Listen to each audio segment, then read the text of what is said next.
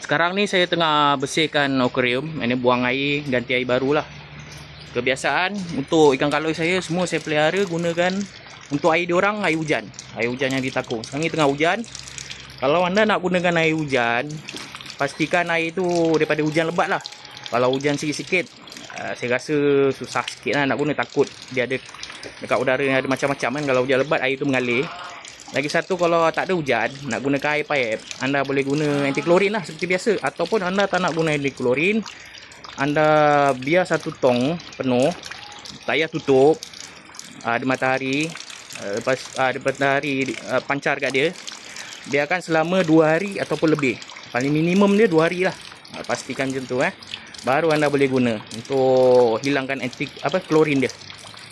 Untuk hilangkan klorin. Okay, anda boleh tengok ni kalau sabah saya. Ni sekejap lagi saya nak grading.